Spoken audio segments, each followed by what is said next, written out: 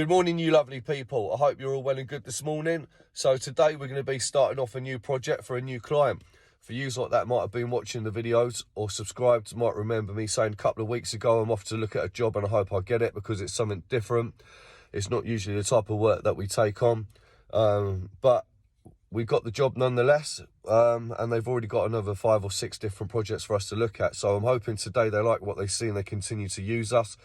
We'll be working indoors today, which I'm quite thankful for because the last few days it's been quite hard out there in direct sunlight. So I'm looking forward to a little break from that. It's nice to chill in it, but it's not that nice to work in it all the time.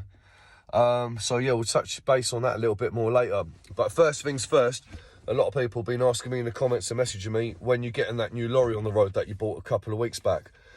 So today is the day that we'll be taking it up to the MOT testing station before we start work. Hopefully it passes with flying colours, and if it does, we'll be building a rack on the back of it, and then it will be getting used ASAP. So as you can see, it's there chilling in the background. So I'm just about to go and jump in it, take it up to the MOT testing station, and fingers crossed.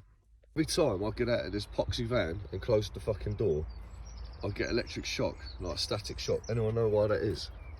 Every single time. So this is it from the inside. 3-seater. Electric windows, electric mirrors, air seats. It's alright. Little sunroof, sleeper cab, got blinds. It's like that little TV screen over there is for pedestrians when they come up on your inside, or cars. It turns on and flags up. Yeah, not a bad wagon. It's also got proximity sensors on both sides of the cab. So yeah, it's alright to be fair. Radio works. Not too bad. Got the private plates to go on once it's been MOT'd. Air controller for the bed on the back. Yeah, this is what we're looking like.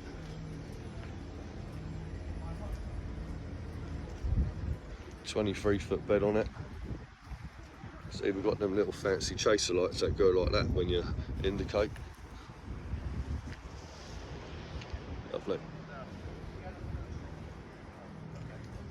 Okay, yeah. So that's it from the front.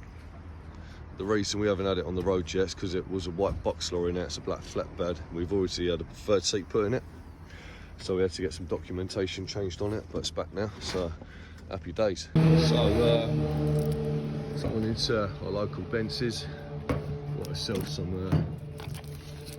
roll and stroll carpet protector for today's job. 2 rolls of that, and treat yourself to a new wood saw. So just pulled in quickly. It's a Wolfies. It's where I come to get my breakfast bats. They do a nice variety of food in here. So if you haven't yet been here and you're around the Cheltenham area, get yourself down there. Quality scram. So this is what I get from Wolfies: egg, bacon, sausage, hash browns, jalapenos, and brown sauce in a white bat. Bosh. All quality butcher's meats, none of this crap out of packets. So yeah, if you're ever in town, get yourself over to Wolfies. So for you that like the finer things in life and from around the Cheltenham, Gloucestershire area, or maybe a little bit further beyond, you might recognise where I am. Look at this for a driveway. All of this land. All private. Got their own little lake down there, you can see just through the gap in the trees. Lovely little spot.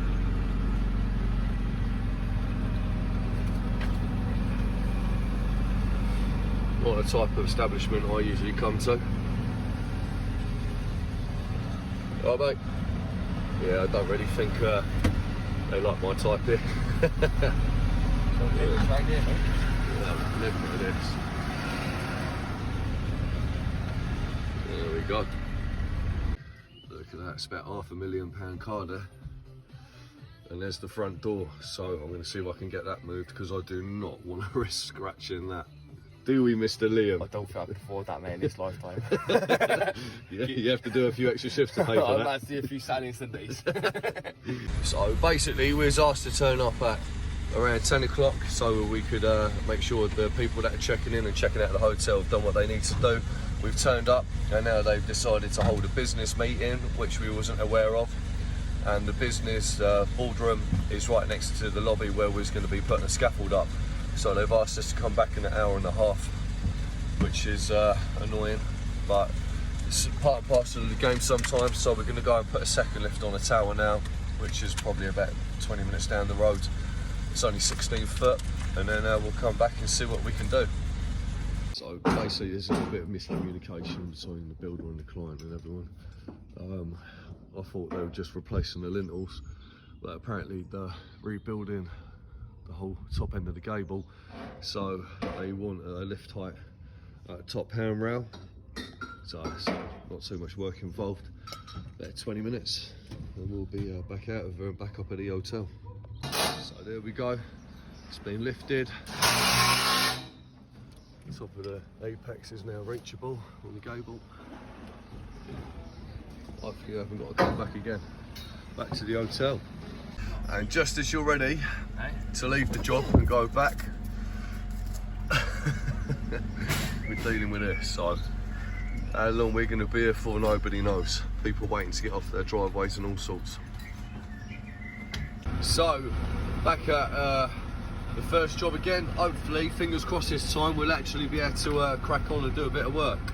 But we'll see what happens. Hold tight.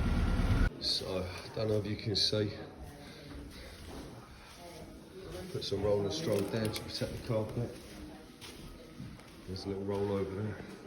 So we've got our foot tie in, put our plastic down, spread boards, treader plates. It's our first lift. It's going to go over this banister, in between the banister and the pillar. And we're putting a scaffold up there to fix that patch in the ceiling. So, trying to keep the noise down as best we can. So that's what we're looking like at the moment. Everything's cross-braced. Built it out of bone so it's extra stability. Just need to put another lift in about that height now. Completely balled it. Monoflex down, another deck of boards on top again. Then we're going to come off the handrail, drop a couple of legs on this side, and then 4 board platform this side as well. This will be the access. Then I'll step over the banister onto that tower. So then they've got plenty of movement. This is quite a big old patch, to be fair. It's probably about 6 foot by 5 foot.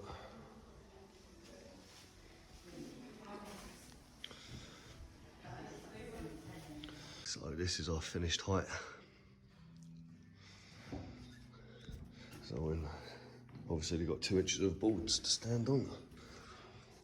Everything's nice and easily reachable. I'm going to bolt this out now. Build something that side, 4 boards wide. Rail it all off. So that's the top lift bolted out. Carrying our handrail over the balustrade. Going to put the same down the other end. Then we're going to go ledger, 4 board mark, ledger, standard, box it all in. Access is going to be down this end on a basic ladder, steps in with a ladder gate. Been told that this banister is grade 2 listed, so trying hardest to stay well clear of it. Not looking out for a mark.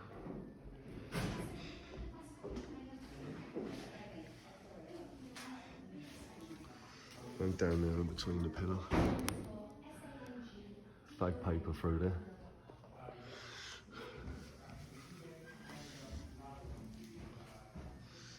So we're slowly getting there, nearly done.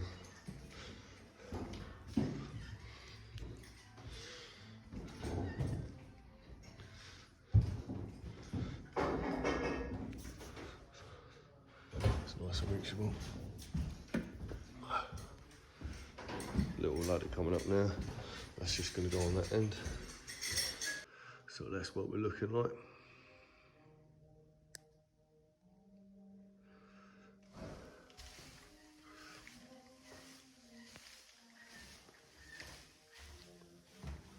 Just got to put some foam on the legs down there and we're done.